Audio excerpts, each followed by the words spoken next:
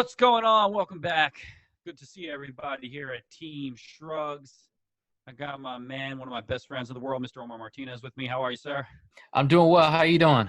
Doing good, man. Doing good. I wanted to talk about something a little different. The channel's been focused on martial arts and then a little bit of combat sports.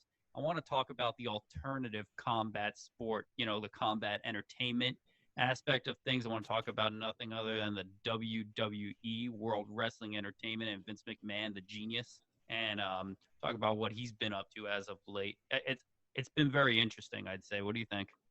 I think it's been really interesting, really awesome in a lot of ways. I think it's really great that we're having like a different take on the business where you have to kind of evolve and adapt without having an audience there. And that's really been like the big key where you're actually seeing like a lot of talent shine or falter. And I think for the most part shine for this product in particular. Yeah, I'd say a lot of the guys and gals that we thought were really talented and maybe weren't getting certain pushes and things like that really got their moment now where they actually kind of proved us right in a lot of ways that they are actually that talented because they're carrying things that otherwise they would have really fell flat on their faces. And a lot of the people that were just maybe a little bit overrated, pushed a little bit too much, we're not seeing as much of them, or we're not liking a lot of the content from those people, if that makes sense. Yeah, that's also true. I mean, like considering that you're kind of working with a smaller roster now, a lot of like your big names like Roman Reigns and things like that, guys like that aren't on the show for either choosing for health reasons or for whatever reasons that may be, they choosing to stay home, and they have the right to do that. But now we're kind of like seeing other guys kind of take charge, and that's the way the nature of the business is that like once there's a spot and that's there, it's going to be filled by somebody, and you're going to see guys like Apollo Crews now getting a spotlight on them that where otherwise he wouldn't have. Yeah, no, he was doing a lot of jobbing before, and not That's so much sure. now. Not so much now. I mean, like you're seeing a lot. You're seeing a big, huge change. A lot of guys that were like your NXT call-ups that have been in the company for almost a decade, like 6-7 years or whatever like that. Now they're being showcased as like main guys. And this is only good. I mean, like more faces of product. You have to develop new talent. I mean, you can't just keep showing the same guys or then calling up, your Bill Goldbergs and stuff like that. Guys that were, I mean, great, like The Undertaker, but having them show up for a match real quick or do something and have that kind of nostalgia angle. But now we're kind of developing new nostalgia. That's a great thing for the product. Who have you been most excited to see as of late? And just who have you been most excited to see and happiest with as far as what you're watching happen with their career right now? Right now, I mean, it's just been something that's kind of been brewing since, maybe a few months. But I have to say, Otis has probably been, and I know you could attest to this, the whole Otis and Mandy Rose story has probably been one of the most fun, captivating stories for a really long time. It's kind of one of those like silly things that kind of make you really like fall in love with the silliness of pro wrestling. Yeah, the fanfare, the theatrics of it all. That's really what that. Who doesn't like a love story, especially for like an underdog kind of guy like that? Like we've always said, what is it really? It's soap operas for guys, I guess we talk about. Yeah, I mean, and that's always been the cliche. Right, and that really highlights that too. It's got the love story, it's got the fighting, it's got the silliness of it all. The characters get bigger and wilder. Yeah, and that's kind of like the thing that like whenever you're thinking about any kind of television show that, especially a lot of popular television shows, you're thinking like over the past few years, you've had like your Game of Thrones, you've had Westworld, things like that. The things that keep bringing people back into tuning in are captivating characters. You get invested in what's happening to these people. You get invested on what's going to happen next. Not necessarily like the sequence of events, but how the person or the character that you've grown to love, what they're going to do next and how they're going to react to the things that are happening around them. And, considering that, you have pro wrestling where you have things like WWE and AEW and NXT that where they're really getting a shot to kind of showcase that in a avenue where you have crowd reaction right there at the moment, but now you're having to develop it in a way where you don't have that reaction, and you still have to convey certain kinds of points and plot beats and things like that. At least that's one of the things that I always end up like getting driven to watch and rewatch these kinds of shows and stories all the time. The great thing that I'm noticing too, we're talking about guys that maybe weren't getting the look, finally getting the look, and things like that. And that is obviously good for business and good for the development of the sport slash entertainment of it all. The other important thing that I take away from all of it is that guys that are mainstays, that are throwback kind of traditional classic guys that have stayed with the company, like The Undertaker, like the Goldbergs, they've done workarounds for those guys where we still get to see them, but they're doing creative new type of stuff with them, right? I didn't expect Goldberg to get squashed by Braun Strowman. I honestly I didn't expect it to go that way. And I certainly didn't expect to enjoy the Undertaker AJ match as much as I did. I thought it was incredible because it was a completely different take on what a wrestling match is, you know? Yeah, So absolutely, absolutely. I mean, I was like checking out earlier today the old WrestleMania 12 match between Gold Dust and Roddy Piper, the Hollywood like street brawl, and that's kind of like a taste of where they kind of came from and what they're doing now, where they kind of started like that kind of cinematic style where they're taking the time to like film something and then like really block it out and then really kind of tell the story that's not so much in the ring live but kind of like go outside of what they're normally doing. um and when you have something like the Undertaker AJ Styles match where you're essentially going somewhere else, you do everything with the lighting, and then you could have like something that was just like really tossed together but with thought and care put into it, that makes like his character shine even now, even like at a time where like really he could be like sitting home having cocktails or being with his wife or whatever like that, sitting by the pool or whatever like that, but he chose to do something like that to kind of continue like his legacy and the storyline and everything like that. And then of course like you had this past WrestleMania, the John Cena and Bray Wyatt match with the Fiend. I mean, that whole entire like cataloging of something that happened for like over 6 years, that they really took notice to a lot of things and hit different types of story beats, especially for people that have watched it and have been invested in these kinds of characters for so long. They could kind of see the evolution of it, and then what's again like you're in tune to it and want to see what happens next. um right. I mean, there's amazing things that are happening here. I don't know. I mean, you and I have said it a lot of times too. Bray Wyatt's a really interesting character, but also the man behind that character. He's a very, very creative guy. He's been very outspoken in the company, and he's done a lot of very interesting things. And one of the most incredible things about that guy is his attention to small details have always Absolutely. been there. I've read a lot of articles about the creation of the Bray character and how far back all these things go, like the Sister Abigail ideology and all that, like how far back he had created all these characters, including the Fiend. Hmm. And I think that he deserves a lot of credit, even in this past storyline with this whole John Cena thing, for hitting all those points that we were just talking about, those little things over the last 6 years that made this story that didn't even exist, on the screen for what we were watching. There was no story, but he put together a story. You know what I mean? It's pretty incredible. He's a talented guy. I don't know if it's blasphemous to say this or not, but I really do believe I certainly enjoyed this year's WrestleMania a lot more than I enjoyed last year's WrestleMania. WrestleMania I last year, like it Yeah. has been every year, was set, and they get longer every year, not for nothing. So unless you're at the event, right, we're talking 7+ hours of sitting at the TV for a lot of matches that a lot of times, unfortunately, I don't care about. Storylines I don't care about, that they're not carrying well for the majority of the season. And then you have to sit through all that to get the things that maybe you care about or care about a lot, or sometimes only care about a little.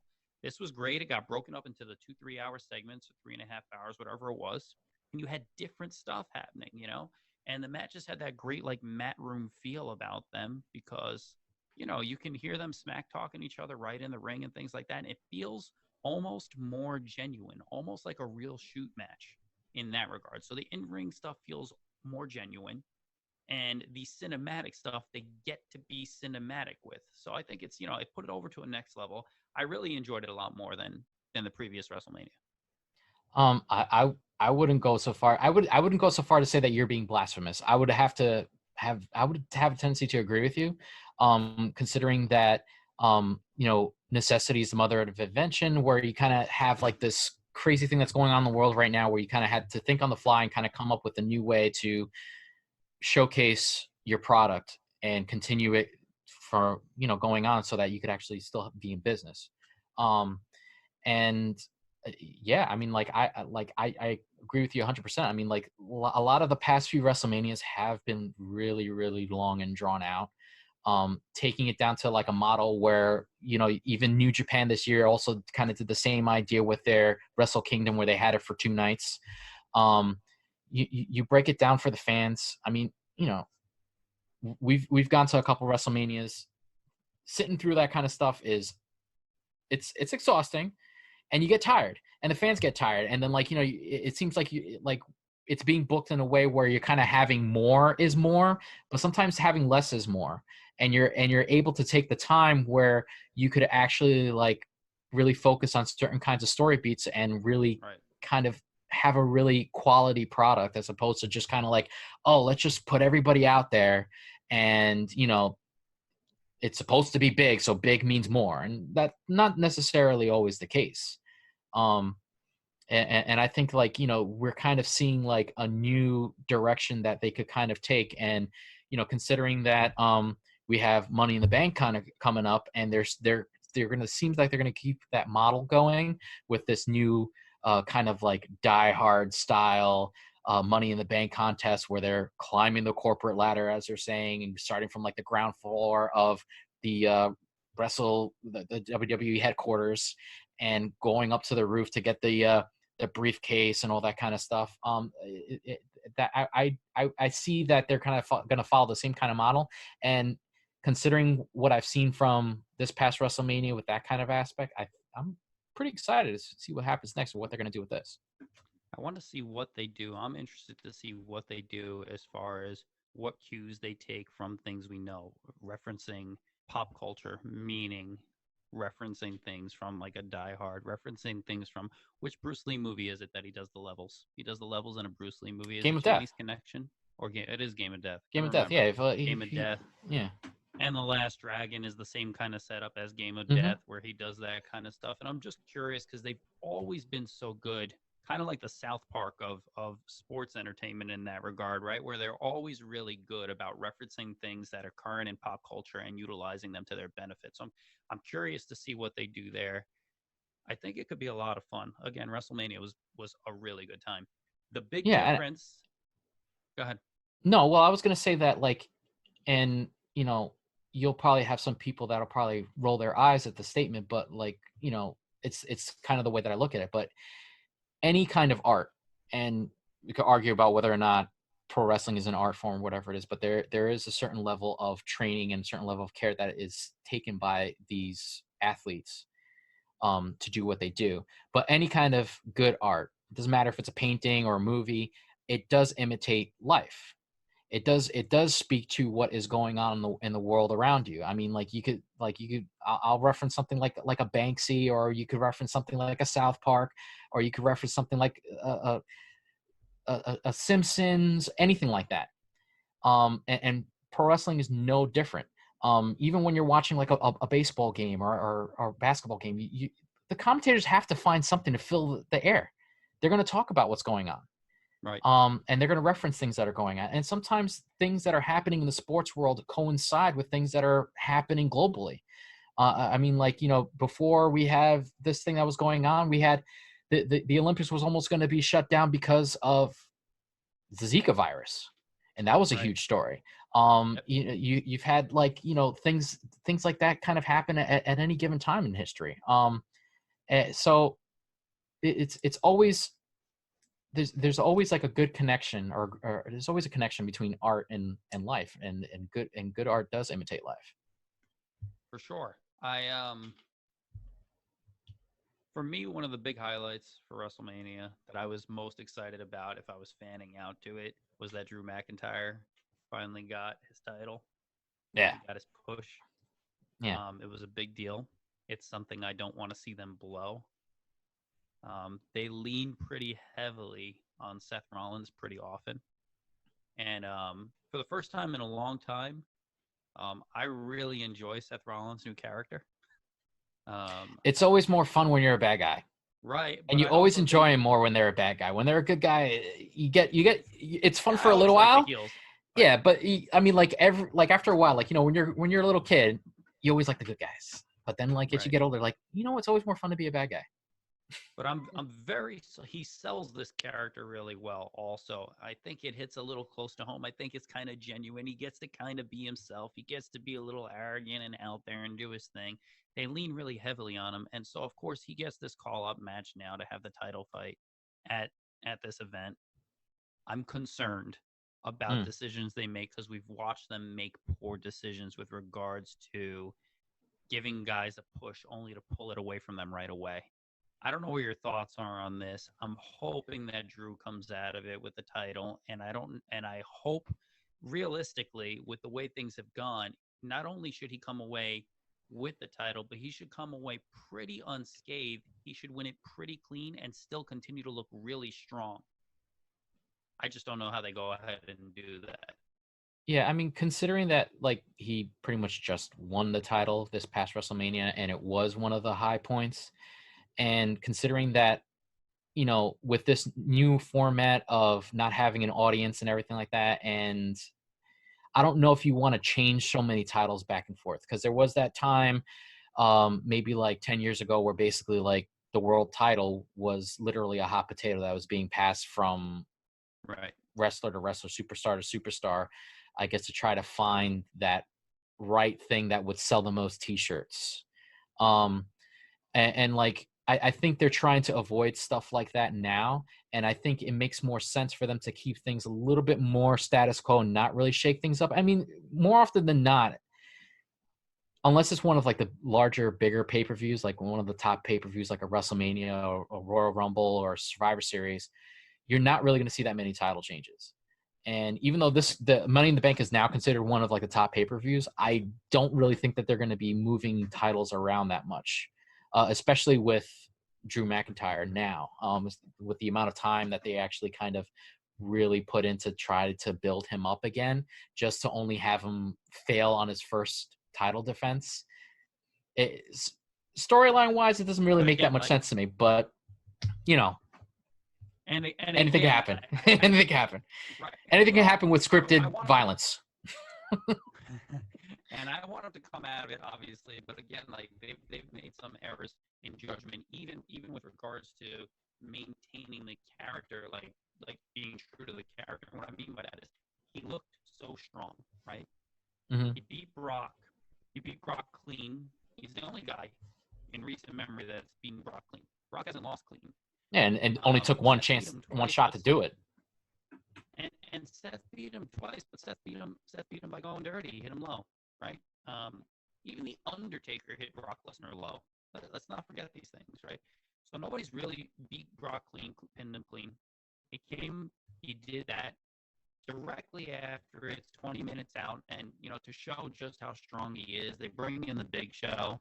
He's already wounded. He's fought Brock Lesnar 20 minutes ago. He gets tossed around a little, and then he looks really, really strong, even with Big Show. Mm-hmm.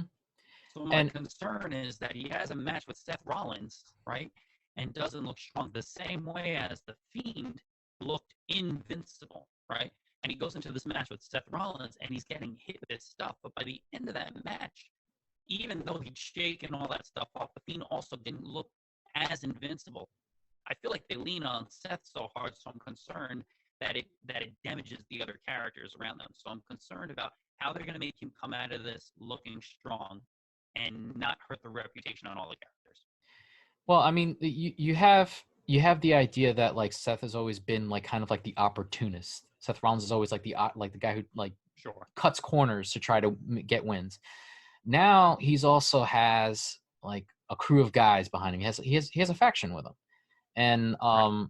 he has Buddy Murphy and the Authors of Pain with him behind him. AOP. Um, Right. which I'm not sure if they've actually shown a lot of them on TV recently or so. Buddy Um, Murphy's been on, AOP not as much, but like yeah, and like the thing is which that I'm like happy about because Buddy's getting his push. yeah, and which is like and Good that's to a see whole Buddy other Murphy like on TV. aspect of like the storyline. So like since he has Right. those guys in his back pocket, like who's to say that they might not just show up and try to ruin everything and try to get the win for Seth Rollins. But on the other hand, that's also an avenue to kind of make Drew McIntyre look strong, where he overcomes all these other odds of like these other guys kind of running in.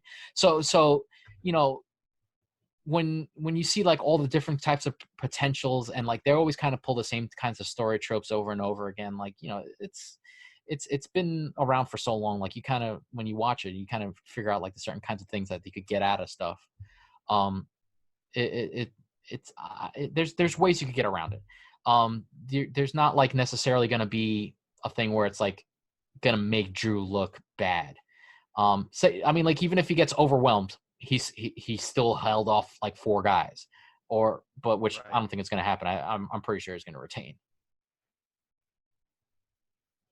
The I'm interested to see. So they're going levels, right?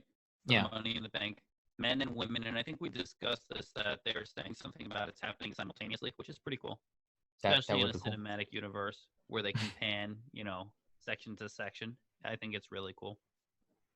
The rest of the matches, they're going to be traditional in ring. Do you know anything about that? Because I haven't even looked into that. For them, from what I can understand, they're gonna have. I guess the whole entire like cinematic universe is gonna be just for the Money in the Bank Okay. portion of it. The rest of it's gonna be like Performance Center. The way that they've been doing like a lot of the weekly shows and the way they've been generally doing their pay-per-views now. Um, so I think they'll just kind of cut back and forth between the two places. And then I guess honestly, we're just like they know how to book things more or less and how to spread things out. So there might be like a thing. I would imagine that like you kind of like have a match, then you cut in to see kind of what's happening in this floor. You cut in and have another match and cut in to see what's happening in another floor, and then what's the progression and stuff like that. Right. And just kind of like draw out the evening that way. I don't think they're going to have maybe one kind of thing happen all at once. I mean, they could do it that way too. But considering that they have like this new avenue, this new way that they could edit it and they could control it a lot more as opposed to it being live, like they're taping a lot of it. It gives you a lot more freedom to do things. Right. Yeah, for sure. For sure. Has um has anybody been better than Vince McMahon and Triple H during this pandemic though, really? They haven't missed a step. If anything, they've actually elevated the company that this was starting to look stagnant. I think they've been able to take advantage of the situation, and that's kind of really been the MO in the history of Vince McMahon, really. I mean, that's kind of how the Monday Night Wars were won. Right. And like again, like necessity is the mother of invention, and that's how you change and adapt with what's going on around you. You know, like initially they had to become more of an edgier kind of product to kind of compete with WCW, and and now that you kind of have to find different ways of having people tune in. Um, and if it's going to be something where you're pre-taping a lot of things, which is not really completely unheard of for professional wrestling, a lot of shows are really pre-taped, especially nowadays. I mean, AEW is taping a lot of stuff. You could have things taped in like in a span of a week and have footage that could last you for a month and a half or so. Months, yeah, for sure, for sure. And you could just like spread it out and just have like people do little Zoom interviews or whatever like that. I mean, like you have like Chris Jericho and his guys doing like the bubbly bunch where they're like doing like little memes and videos and TikTok videos. Right. Again, like keeping in line with the times and what's going on. Like, there's But look ways at it. that you could do stuff. WWE is the center of that entire wrestling universe, right? They are the staple, right? They are the be all and end all of wrestling ultimately, right? They can afford the best talent and they prove it time and time again. And when you believe them to be backed into a corner, they work a way out of it. They have been met with a lot of adversity as of late, right? You had AEW happen, Hmm. and they figured it out. They put NXT on television, right? And it didn't look good for the first couple weeks as far as competitively who was winning in ratings, but it started to flip. NXT puts out a great product, so it started to flip. Triple H does a good job running that show, and then again, the pandemic happened, and every sport, even the ones that were arguing and saying, "Oh, we're going to stay afloat, or we're going to push and still have live events, or we're not going to miss pay-per-views, we're going to work around it," had to shut down. Except these guys, they for whatever reason they're always able to figure out a way around things to make it work to their benefit, and it's looked like it's worked in their benefit ultimately. Right. I mean, like, as long as they're kind of playing by like the rules of having a certain amount of people being at the arena, as far as like cameramen and commentators and the wrestlers themselves, and I'm sure that they kind of have. I mean, they have to maintain a certain level of physical condition. These guys have to be healthy. I mean, if they want to continue to be a part of their career, health is a big part of it, and Sure. and that's something that these guys excel at doing. That's literally part of their job description. So they're trying to avoid ways of jeopardizing that to begin with, and that's why you have some guys that decide, like, maybe it's probably not in my best interest to kind of go to work or whatever like that, so I'll take the time off and I'll stay home and you know do what I got to do. Or and some other guys just are like, what, I, I'm I'm gonna keep on going if they're gonna keep on filming shows, and you know it's that's just what I'm gonna do. We've touched on this before. The state of Florida has decided that some things are essential businesses, right? Yeah.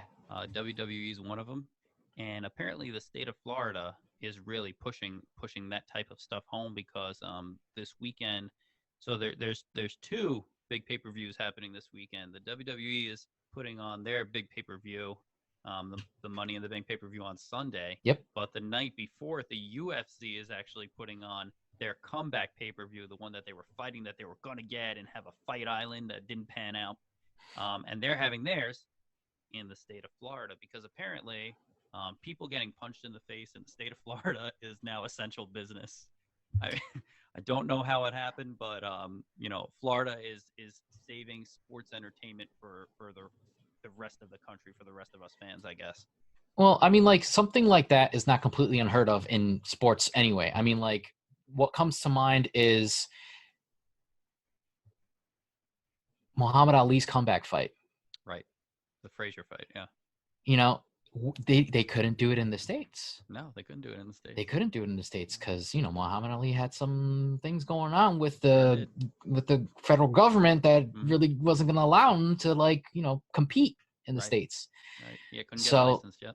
Same yeah, thing with so Tyson. We've had so it. We've they had it throughout boxing history. We've had it quite a few times. Tyson did it as well. So I Um, mean, like, and that's kind of the thing. Like, if there's a way to kind of showcase your product, whatever that is, and I use that word all the time, like, because that's what it generally is anyway. You're for sure. showcasing a product. You have something that you want to showcase, to sell, or whatever it is. You have to have an avenue, a medium, to present it.